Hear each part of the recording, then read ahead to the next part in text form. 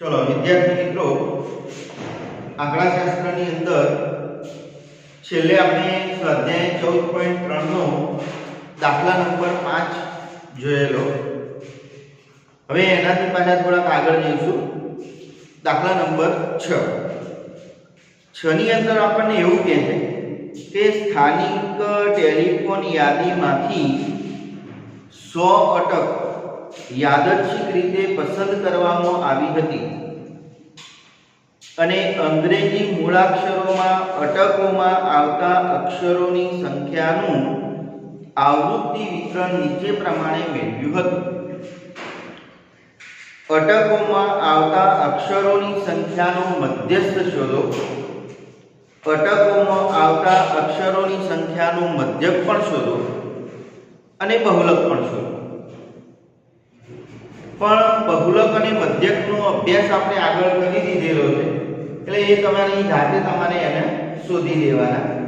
પણ આપણે આનો મધ્યસ્થ શોધીશું। અહીં આગળ આપણને અક્ષરોની સંખ્યા આપેલી છે અને બાજુમાં અટકોની સંખ્યા આપેલી છે। ટોટલ આપણને 100 આપેલા છે, સરવાળો કરો તો પણ તમને ટોટલ મળી જાય અને એમને તમે અહીં આગળ સીધા 100 લખશો તો પણ વાંધો નથી। હવે મધ્યસ્થ શોધવા માટે આપણે સંચય આવૃત્તિની જરૂરિયાત છે એટલે આપણે અહીંયા સંચય આવૃત્તિ શોધી કાઢીએ।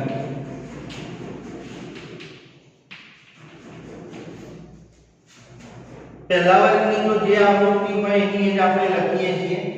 પછી 30 અને 6 નો સરવાળો 36, પછી આ ત્રણનો સરવાળો એટલે 36 અને 40 નો કરીએ એટલે 3 નો મળી જાય એટલે 76 76 વત્તા 16 6 ને 6 12 નો વગરો વીતી 1 7 ને 8 ને 9 92 વત્તા 4 96 96 વત્તા 4 100। અહીં જેટલો n હોય એટલો છેલ્લો સંચય આવૃત્તિની અંદર આવવો જોઈએ તો આપણો સરવાળો સાચો છે એવું માની લેવું। હવે જરૂર પડે આપણે મધ્યસ્થ વર્ગ શોધવાની। તો મધ્યસ્થ વર્ગ શોધવા માટે આપણે n/2 કરીએ છીએ। તો n આપણો 100 છે એટલે 100 ભાગ્યા 2 કરીશું એટલે આપણને 50 મળશે। આપણે સંચય આવૃત્તિની અંદર 50 કયા વર્ગની અંદર આવે એવું આપણે શોધવું છે। તો 36 તો 50 કરતા નાના છે એનો મતલબ એ થયો કે 76 ની અંદર આપણે 50 ગણવા પડે એટલે 76 ની સામેનો જે વર્ગ છે એ આપણો મધ્યસ્થ વર્ગ થઈ જાય। મધ્યસ્થ વર્ગની જે અધર સીમા છે એ આપણે l ગણીએ છીએ એટલે l નું મૂલ્ય આપણને 7 મળશે। મધ્યસ્થ વર્ગની જે આવૃત્તિ છે એને આપણે f કહીએ છીએ એટલે f આપણને 40 મળશે। મધ્યસ્થ વર્ગની ઉપરના વર્ગની જે સંચય આવૃત્તિ છે 36 જેને આપણે cf કહીએ છીએ એટલે cf આપણને મળી જાય 36 અને બીજી જરૂર પડે વર્ગ લંબાઈની। તો વર્ગ લંબાઈ જોઈએ તો 10 માંથી 7 બાદ કરીએ એટલે 3 વર્ગ લંબાઈ આપણને મળી જાય। હવે આપણું મધ્યસ્થનું સૂત્ર લખીશું કે m બરાબર l plus n/2 minus cf upon f गुणिया h। चलो n એટલે 7, n એટલે 100 ભાગ્યા 2, cf એટલે 36, f એટલે 40 એટલે 36 ભાગ્યા 40 અને વર્ગ લંબાઈ 3।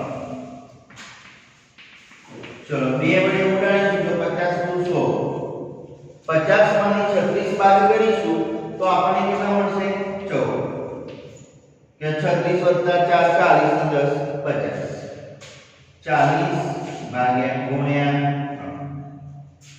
ચલો 2 વડે ઉડે છે તો ઉડાડી દઈએ એટલે 7 વત્તા 7 21 છેદમાં 20। 21 ભાગ્યા 20 કરીએ તો પણ વાંધો નથી અથવા તો 20 ને એવી સંખ્યા વડે ગુણો કે તમને 10 100 એવો જવાબ મળે તો સીધું આપણે દશાંશ ચિહ્ન મૂકી શકીએ। તો 20 ને તમે 5 વડે ગુણો તો 100 થાય તો ઉપર નીચે આપણે 5 વડે ગુણી કાઢીએ એટલે 7 વત્તા 21 ગુણ્યા 5 એટલે 5 5 5 20 પંચું 100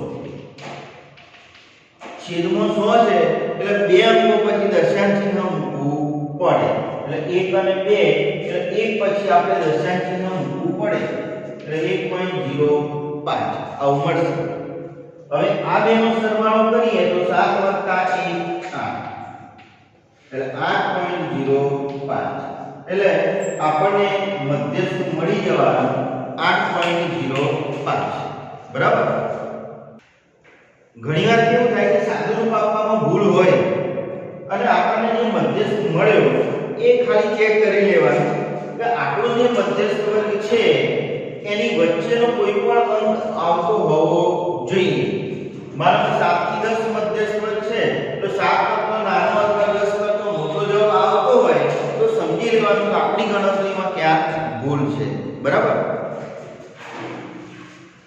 મિત્રો 14.3 નો છેલ્લો દાખલા નંબર 7 એની અંદર એવું આપેલું કે ભાઈ નીચેનું વિતરણ એક ધોરણના 30 વિદ્યાર્થીઓના વજન આપે છે વિદ્યાર્થીઓના વજનનો મધ્યસ્થ શોધો આ રીતના વજન આપણને કિલોગ્રામમાં આપ્યા છે અને સામે તમને વિદ્યાર્થીઓની સંખ્યા આપી છે અને આપણે આનો મધ્યસ્થ શોધવો છે બરાબર તો 30 વિદ્યાર્થીઓ છે એટલે n બરાબર આપણા 30 થશે સંચય આવૃત્તિની જરૂર પડે એટલે આપણે સંચય આવૃત્તિ શોધી કાઢીએ તો ભાઈ 2 ના 2 2 + 3 5 5 + 8 8 નો 4 12 13 13 નો 6 19 19 નો 6 25 25 ને 3 28 28 ને 32 એટલે અહીં જેટલો n હોય એટલો છેલ્લો સંચય આવૃત્તિની અંદર આવી ગયો ચલો હવે જરૂર પડે મધ્યસ્થ વર્ગ નક્કી કરવાની તો આપણે n/2 કરીશું એટલે 30/2 15 તો સંચય આવૃત્તિની અંદર મેં 15 કયા વર્ગની અંદર આવે તો 13 15 કરતો ના આવે એનો મતલબ એ થાય કે 19 વાળા વર્ગની અંદર આવે એટલે આપણો મધ્યસ્થ વર્ગ થશે 55 થી 60 એની અધરસીમા જે 55 છે એ આપણો L છે એની સામેની આવૃત્તિ આપણો F છે એના ઉપરના વર્ગની સંચય આવૃત્તિ CF છે અને વર્ગ લંબાઈ આપણી 45 માંથી 40 જાય તો 5 એટલે m બરાબર L plus n/2 minus CF/F ગુણ્યા H ચલો L 55 n એટલે 30 ભાગ્યા 2 CF એટલે 13 F એટલે 6 અને વર્ગ લંબાઈ 5 તો 55 + 15 ગુણા 30 15 માં 13 બાદ કરીશું એટલે 2 ભાગ્યા 6 ગુણ્યા 5 2 3 6 એટલે 55 + 5 ભાગ્યા 3 5 ભાગ્યા 3 કરીશું 1.67 બહુ સરસ તો 55 + 1.67 ચલો હવે આ બેનો સરવાળો કરીએ એટલે 55 + 1 56.67 આપણને મધ્યસ્થ મળી જાય તો આ રીતે આપણને મધ્યસ્થ મળે બરાબર ચલો વિદ્યાર્થી મિત્રો આગળનું સ્વાધ્યાય આપણું 14.4 દાખલા નંબર 1 ની અંદર આપણને એવું કહે છે તો ભાઈ નીચેનું આવૃત્તિ વિતરણ એક કારખાનાના 50 કર્મીઓનું દૈનિક વેતન દર્શાવે છે ઉપરના આવૃત્તિ વિતરણને થી ઓછા પ્રકારના સંચય આવૃત્તિ વિતરણમાં ફેરવો અને તેનો ઓજીવ દોરો પણ મિત્રો આ વર્ષે આ ચેપ્ટરની અંદરથી આલેખને બાકાત કરેલા છે એટલે આપણે આલેખ દોરવાની વાત નથી કરતા પણ ઓછા પ્રકારનું આવૃત્તિ વિતરણ આપણે કેવી રીતે કરવું એ સમજી લઈએ કેમ કે ઘણીવાર પરીક્ષાની અંદર ફક્ત ને ફક્ત આવૃત્તિ વિતરણ કરવાના દાખલાઓ પણ તમે બોર્ડના પેપરની અંદર જોશો તો તમને જોવા મળશે. હવે થી ઓછા પ્રકારનું કરવું હોય તો કોનાથી ઓછા ગણવા? તો આપણે ઉર્ધ્વસીમા બિંદુઓ જે આપેલા છે અથવા આની અંદર સતત આવૃત્તિ વિતરણમાં એ જ ઉર્ધ્વસીમા છે. તો ઉર્ધ્વસીમા બિંદુથી ઓછા એવું કહેવાય અથવા તો ઉર્ધ્વસીમાથી ઓછા. ઉર્ધ્વસીમા બિંદુથી ઓછા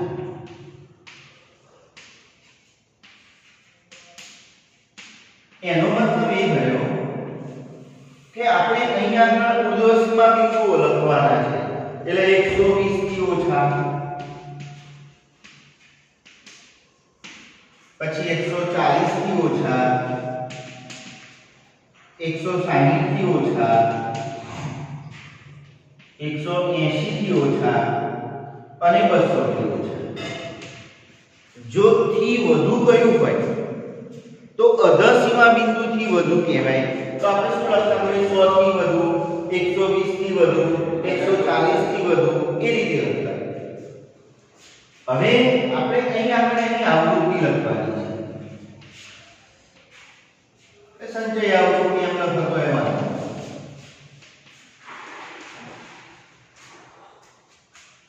120 થી ઓછા. આની ઉપર બધું 120 થી ઓછું કહેવાય. આ બધા 120 કરતા મોટા છે. તો એની સામે કામદારોની સંખ્યા કેટલી આપેલી છે?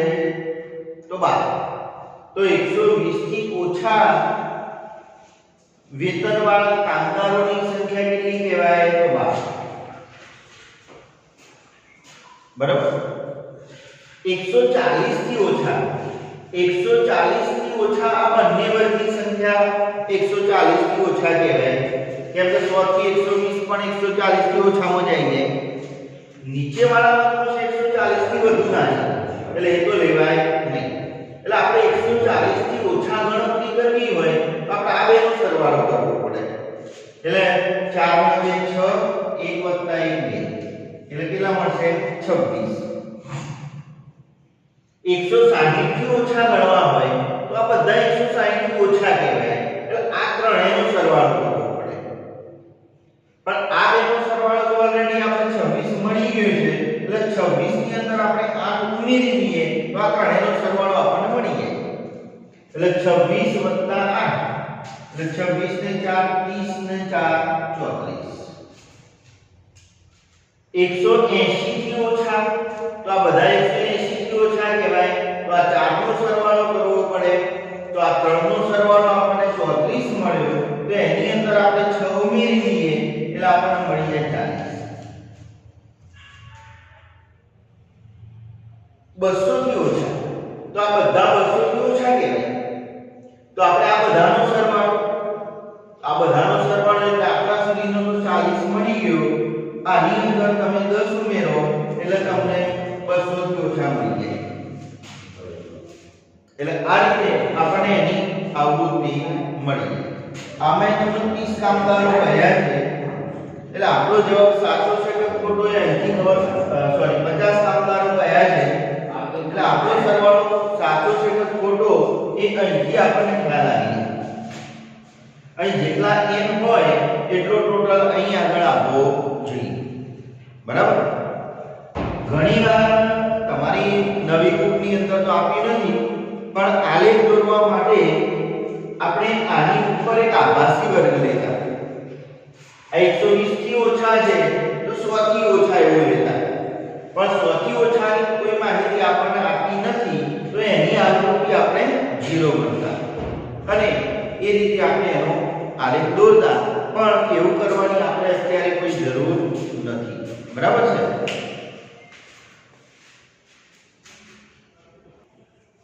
મિત્રો દાખલા નંબર 3 ની અંદર એવું કહે છે કે નીચેનું કોષ્ટક એક ગામમાં 100 ખેતરોમાં પ્રતિ હેક્ટરનું ઘઉંનું ઉત્પાદન દર્શાવે છે. 100 ખેતરોની માહિતી છે એટલે આપણે એમ 100 થઈ જાય. આ આવૃત્તિ વિતરણથી થી વધારે પ્રકારના વિતરણમાં પરિવર્તિત કરો અને ઓજીવ દોરો. આપણે દોરવાનું નથી એટલે થી વધુ પ્રકારનું સંચય આવૃત્તિ વિતરણ આપણે કરીશું. 100 ખેતરોની માહિતી આપેલી છે, આપણો n 100 છે એવો આપણને ખ્યાલ આવી ગયો. થી વધુ મેં અગાઉ કહ્યું કોનાથી વધુ ગણવાનું? તો અધર સીમા બિંદુથી વધુ. તો અધર સીમા બિંદુથી વધુ. ચલો અધર સીમા બિંદુ લખવા પડે તો 50 થી વધુ, 55 થી વધુ, 60 થી વધુ, 65 થી વધુ, 70 થી વધુ અને 75 થી વધુ. બરોબર. હવે અહીં આગળ સંચય આવૃત્તિ લખીશું. હવે 50 થી વધુ તો 50 થી મોટા એટલે આ બધા 50 કરતા મોટા છે. એનો મતલબ એ થયો કે એની આવૃત્તિ લખવી હોય તો આ બધાનો સરવાળો લેવો પડે. તો આ બધાનો સરવાળો તો આપણી જોડે છે 100 એટલે 50 થી વધુ આપણને મળી જાય 100. 55 થી વધુ તો 55 થી વધુ આટલા છે, એની અંદર આ વર્ગવાળી કિંમત આવશે નહીં. એનો મતલબ એ થયો કે આટલાનો સરવાળો હોતો હોય તો શું કરવું પડે? ટોટલનો સરવાળો તો ખબર છે 100, એમાંથી આપણે આને બાદ કરી દઈએ તો બાકીની આવૃત્તિનો સરવાળો આપણને મળી જાય. એટલે 100 માંથી 2 બાદ કરીશું 58. મિત્રો થી ઓછા પ્રકારની અંદર આપણે જેમ સરવાળો કરતા જતા હતા એનાથી ઉલટી વાત અહીં આગળ છે કે થી વધુની અંદર આપણે બાદબાકી કરતા જવી પડે. બરાબર. ચલો 60 થી વધુ, 60 થી વધુ એટલે આટલાનો સરવાળો, કેમ કે આ બધા 60 થી વધારે છે તો એનો મતલબ એ કે આનો સરવાળો શોધવો હોય તો આપણને આટલો સરવાળો મળી ગયો 58. એની અંદરથી આપણે 8 બાદ કરવા પડે એટલે 98 માંથી 8 બાદ કરો એટલે 90. બરાબર. ચલો પછી 65 થી વધુ તો હવે એ જ રીતે હવે શું કરીશું? 90 માંથી 12 બાદ કરીશું એટલે 90 માંથી 10 જાય તો 80, 80 માંથી 2 જાય તો 78.